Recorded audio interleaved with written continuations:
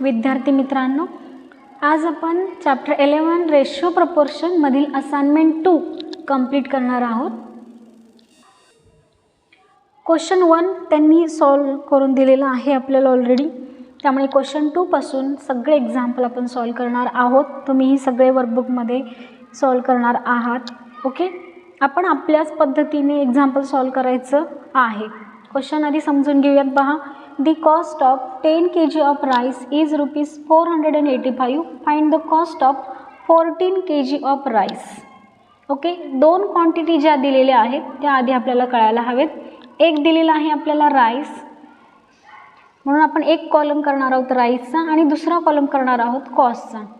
Cost जी दिलेली आहे ती रुपीजमध्ये दिलेली आहे, म्हणून मी इथे वरती लिहिते RS, आणि राईस KGमध्ये आहे म्हणून इथे खाली लिहूयात आपण आता KG लिहूयात. ओके, बघा सुरुवातीला राईस किती आहे 10 kg आहे म्हणून मी इथे 10 लिहिलेलं आहे. त्याची कॉस्ट त्याच्या पुढेच दिलेली आहे, लगेचच तेच त्याच्या समोर आली पाहिजे ते 485 रुपीज. ऑलरेडी आपण वरती रुपीज आणि KG लिहिल्यामुळे पुन्हा युनिट लिहिण्याची आपल्याला आवश्यकता नाही. Find the cost of 14 kg of rice, म्हणजेच 14 kg राईसच्या कॉलममध्ये 14 आलं पाहिजे आणि कॉस्ट आपल्याला माहिती नाही, फाइंड आउट करायची, म्हणून आपण इथे लेटर यूज करणार आहोत X. देअरफॉर, आता हे लिहिताना व्यवस्थितपणे मांडणी झाली पाहिजे, त्याशिवाय येणारं उत्तर जे आहे ते बरोबर येणार नाही.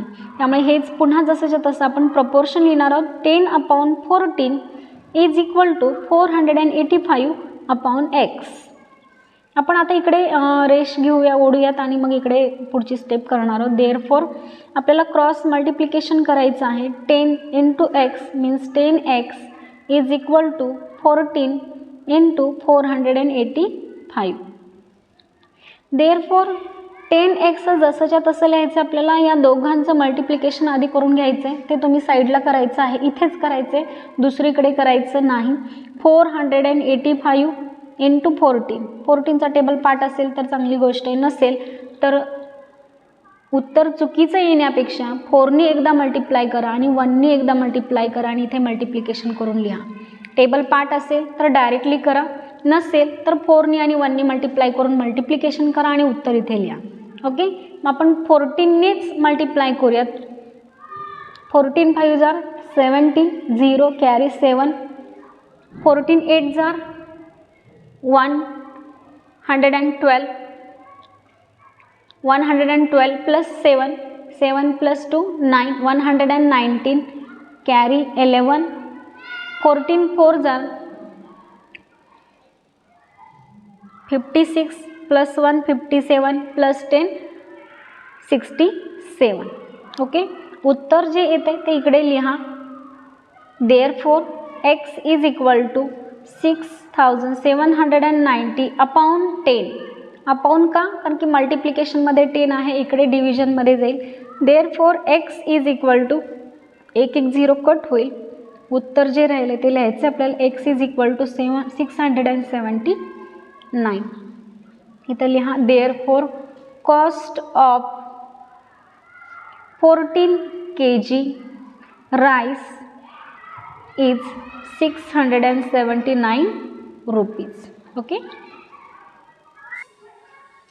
थर्ड क्वेश्चन पहा. 6 tables cost rupees 6060. How much should be paid for 12 tables.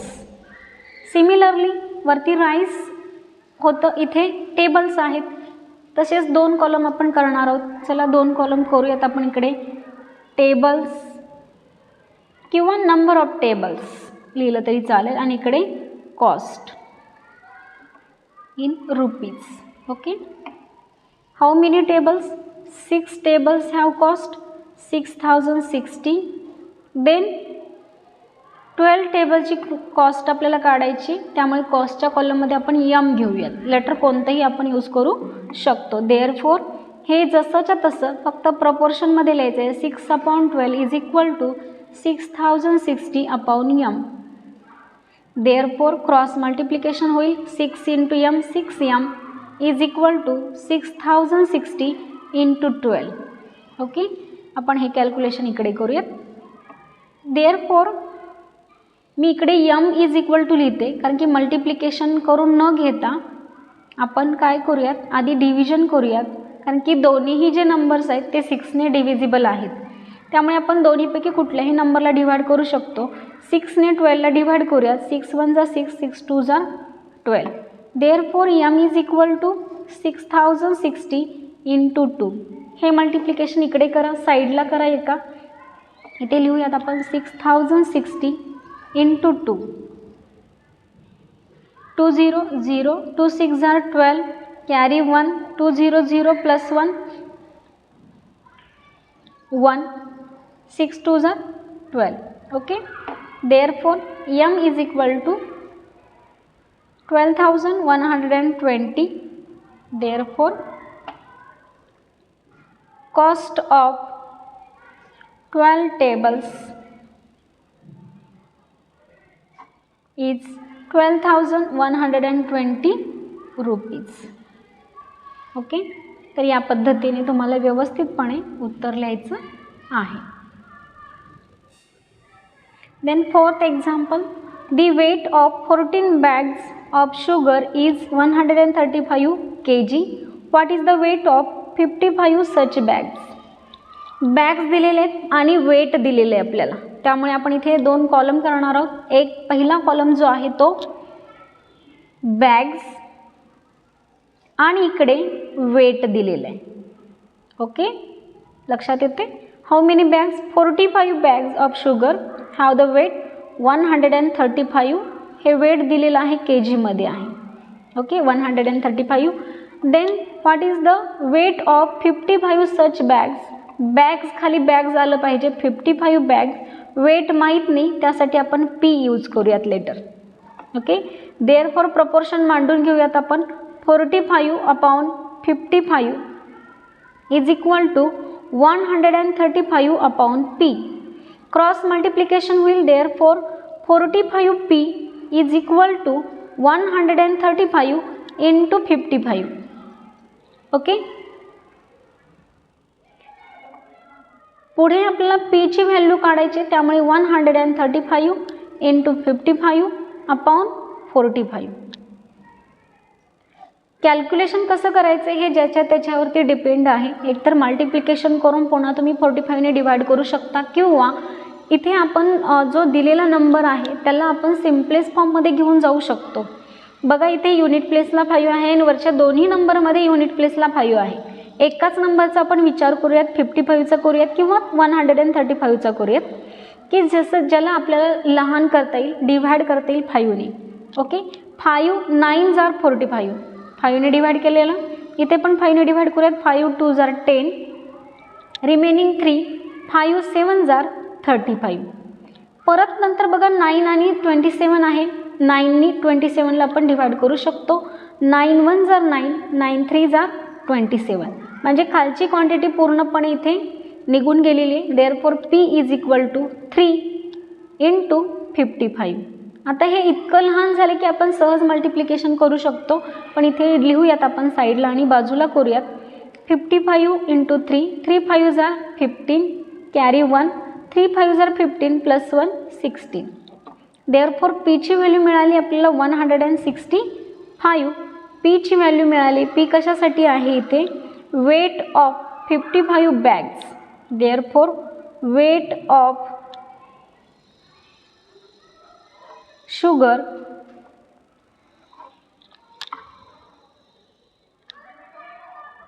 (165 kg of 55 bags). 55 बॅग्सच्या शुगरचे जे काही बॅग्स आहेत त्याचं वेट किती आहे? 165 kg. Example number 5. A car with a uniform speed travels a distance of 165 km in 3 hours. At the same speed, दोन questions विचारलेत आपल्याला, ए आणि B. How long will it take to cover a distance of 330 km? How far will it travel in 8 hours? दोन वेगवेगळे प्रश्न आपल्याला विचारलेले आहेत, त्यामुळे दोन्ही क्वेश्चन्स आपल्याला वेगवेगळे इथे सॉल्व करावे लागतील. ए इकडे सॉल्व करूयात आणि बी साठी इकडे करूयात. ए इथे करणार आहोत आणि बी इकडे सॉल्व करूयात आपण. त्यासाठी आपल्याला दोन कॉलम करावे लागतील. बघा पहिल्यांदा काय काय दिले आपल्याला इथे, डिस्टन्स दिलेलं आहे 165 kilometre in 3 hours means time दिलेला आहे. ओके, मग वरती लिहूयात आपण distance and time. Okay, distance आहे 165 किलोमीटर इन 3 आवर्स. सिमिलरली हीच इन्फॉर्मेशन आपल्याला बीला पण यूज करायची, त्यामुळे इथे पण तेच 2 कॉलम असतील, distance and time 165 kilometre, time 3 hours. A साठी काय विचारले बघा, how long will it take to cover a distance of 330 kilometre means distance 330 kilometre, time विचारला आहे, टाईमसाठी आपण एक्स यूज करूयात. ओके, सेकंड क्वेश्चनमध्ये विचारले how far will it travel in 8 hours. 8 hours time दिलेला आहे, टाईम खाली टाईम लिहिलं आहे, आपल्याला डिस्टन्स माहीत नाही, त्यासाठी आपण यम यूज करूयात. ओके, मग आता हे दोन्ही सॉल्व करणं म्हणजे आपलं उत्तर फाइंड आउट करणं आहे, बरोबर आहे. देअरफॉर क्रॉस आपण इथे प्रपोर्शन मांडूयात आणि मग लिहूयात 165 upon 330 is equal to 3 upon x.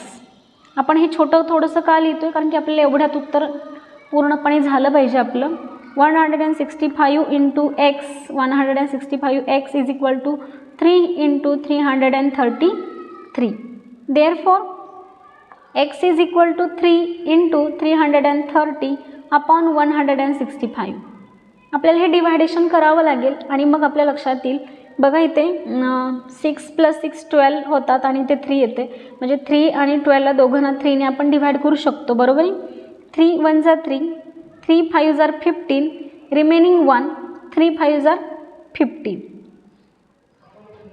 Okay, आता therefore X is equal to 330 upon 55. आता या दोघांना पण आपण 11ने डिवाइड करू शकतो. 11 5 = 55, 11 3 = 33 and again 0 means X is equal to 30 upon 5, 5 6 = 30. एक्सची व्हॅल्यू किती मिळाली 6 means 330 kilometre distance cover in 6 hours. त्यासाठी किती वेळ लागणार आहे, आन्सर काय असणार आहे आपल्या इथे 6 आवर्स. ओके, इथे जागा नाही आहे म्हणून आपण याला इथेच बॉक्स करूयात. ओके, इकडे पण तेच करायचं आपल्याला. Therefore 165 upon M is equal to 3 upon 8. 165 into 8 is equal to 3m. आता हे थोडंसं आपण उलट करून घेऊयात. लेफ्टला आपल्याला व्हेरिएबल हवा आहे म्हणून 3m is equal to 165 into 8. Therefore m is equal to 165 into 8 upon 3. आपण आत्ताच 3ने 165ला डिवाइड केलं होतं, खाली केलं होतं. आता इकडून इकडे करायचं म्हणजे उत्तर आपलं तेच येणार आहे, पुन्हा 55 वरती येणार आहे, बरोबर आहे. ऑलरेडीच कॅल्क्युलेशन केलं होतं, पुन्हा करायची गरज नाही पडली आपल्याला इथे. m is equal to 55 into 8. यमचे उत्तर काढूयात आपण इथे, मल्टिप्लिकेशन करून घेऊयात. 8 5 = 40, कॅरी 4, 8 5 = 40 + 4 44.